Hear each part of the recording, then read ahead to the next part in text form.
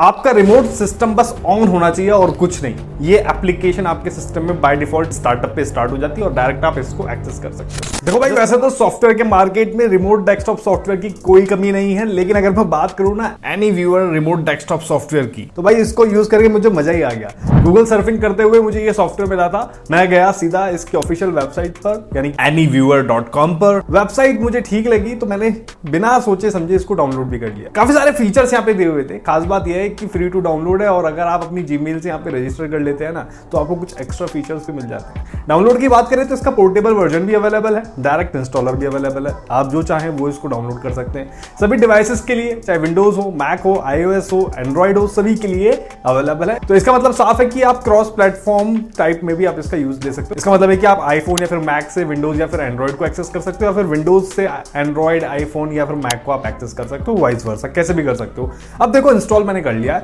Open करते हैं और अगर आपके पास कोई फायरवॉल ऑथेंटिकेशन का पॉपअप आए तो आप उसको यस कर देना। एक बार ही मांगेगा, बार बार नहीं मांगेगा। ओपन करते ही इंटरफेस से आप अच्छे से फैमिलियर होंगे, क्योंकि ज्यादातर रिमोट डेस्कटॉप कनेक्शन सॉफ्टवेयर में इंटरफेस कुछ इसी तरीके का होता है। आपकी डिवाइस आईडी यहाँ पे आती है और एक सिक्योरिटी कोड आपको हमें मिलता है। पार्टनर आईडी एंटर करने के लिए एक ऑप्शन आता है, यानी कि एक बॉक्स आता है। रिमोट कंट्रोल करना है या फिर फाइल ट्रांसफर करना है, इसका आपके पास ऑप्शन रहता है। अब इसमें खास क्या है वो अभी आपको पता चल जाएगा। पहले इसको कनेक्ट करके मैं आपको दिखाता हूं। देखो, अब कनेक्ट करने के लिए क्या आपको करना है कि जिस डिवाइस को आप एक्सेस करना चाहते हैं, जिस डिवाइस को आप कंट्रोल करना चाहते हैं, उसमें भी ये सेम सॉफ्टवेयर इंस्टॉल होना चाहिए। तो स्क्रीन पे आप ये जो दूसरी विंडो देख रहे हो, ये मेरा दूसरा लैपटॉप है, दूसरा सिस्टम है। हमने ये सॉफ्टवेयर इंस्टॉल किया हुआ है इस वाले सिस्टम में भी, और अब इसकी पार्टनर आईडी हम अपने पहले सिस्टम में एंटर करते हैं। जैसे ही मैं यहाँ पे पार्टनर आईडी एंटर करने के बाद कनेक्ट पे क्लिक करता हूं तो यहाँ पे मेरे पास दो ऑप्शन आते हैं, पहला सेंड रिक्वेस्ट और दूसरा इनपुट सिक्योरिटी कोड। ये मुझे काफी अमेजिंग लगा। इसमें क्या है, अगर मैं पहले फीचर की बात करूं तो ये काफी सारे रिमोट डेस्कटॉप सॉफ्टवेयर में नहीं मिलता।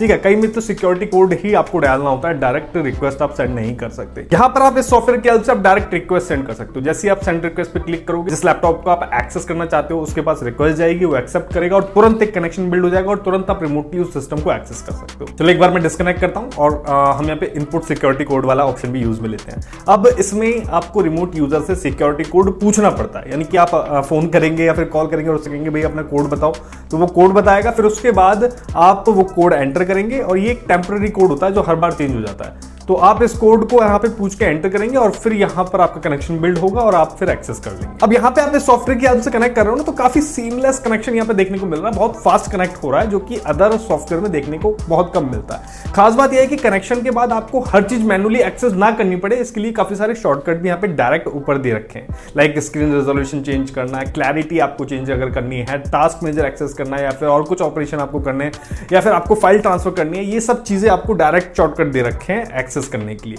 अब ये तो एक जनरल यूज केस हो गया कि चलो ठीक है, ट्रबल शूटिंग करनी है या फिर किसी को हेल्प करनी है या फिर किसी के सिस्टम को एक्सेस करना है, कंट्रोल करना है, तो आप इस ऑप्शन का यूज लेंगे। एक शानदार और स्पेशल फीचर इसमें और है जो पूरा खेल ही बदल के रख देगा। एक डिफरेंट यूज केस जनरेट कर दिया है उसने। देखो, इसमें ना आप जिस डिवाइस को आपको एक्सेस करना होता है या फिर जिसको आप कंट्रोल करना चाहते हो, उसको बिना किसी ऑथेंटिकेशन के लिए आप एक्सेस कर सकते हो।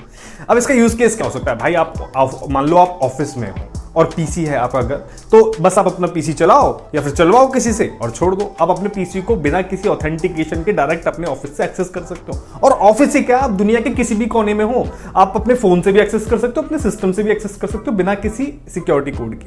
लेकिन ये करने से पहले करना क्या होगा, आपको एक सेटअप तैयार करना होगा। देखो, आपको क्या करना होगा, जिस सिस्टम को आप एक्सेस करना चाहते हो ना, उसकी सेटिंग में आपको जाना है, ठीक है, और अनअटेंडेड वाले ऑप्शन में जाके आपको यहां पर दो ऑप्शन मिलते हैं, इन दोनों को ऑन कर देना है। जो दूसरा ऑप्शन है सेट माय सिक्योरिटी कोड, यहां पे आप अपना मनपसंद 6 डिजिट का सिक्योरिटी कोड सेट कर सकते हो और सेव कर सकते हो। अब आपको कुछ नहीं करना है, बस आपने अपने सिस्टम में इंस्टॉल करके सेटिंग करके छोड़ दिया, और अब आपको फ्यूचर में जब भी कभी जरूरत होगी तो जस्ट आप अपने सिस्टम को ऑन करवाओगे और डायरेक्ट एक्सेस कर लोगे। या फिर आपके पीछे से कोई आपका सिस्टम ऑन भी करता है तो आप डायरेक्ट एक्सेस करके देख सकते हो कि वो आपके सिस्टम में कर क्या रहा है। आपका रिमोट सिस्टम बस ऑन होना चाहिए और कुछ नहीं। ये एप्लीकेशन आपके सिस्टम में बाय डिफॉल्ट स्टार्टअप पे स्टार्ट हो जाती है और डायरेक्ट आप इसको एक्सेस कर सकते हो।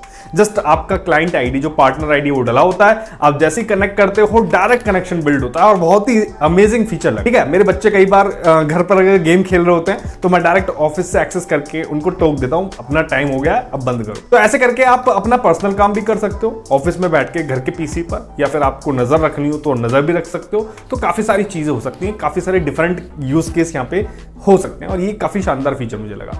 और फोन से भी अगर आपको ऑपरेट करना हो ना तो कोई मुश्किल नहीं है। फोन में जस्ट आपको एक ऐप मिल जाएगी प्ले स्टोर पे एनी व्यूअर के नाम से ही, उसको जस्ट आप डाउनलोड कर लोगे, इंस्टॉल कर लोगे और जैसे आप उसको ओपन करोगे तो अगर आप सेम जीमेल से आप लॉगिन करते हो, जो सिस्टम में लॉगिन है वही फोन में लॉगिन करते हो, तो ऑटोमेटिक जो डिवाइस इस सेम जीमेल से लॉगिन है उनको डिटेक्ट कर लेगा और उनको आप कंट्रोल कर सकते हो। बहुत ही सिंपली आप कंट्रोल कर सकते हो, पूरा का पूरा माउस कर्सर वगैरह सब कुछ आप कर सकते हो। यूज करने लायक फीचर है, काफी अमेजिंग है।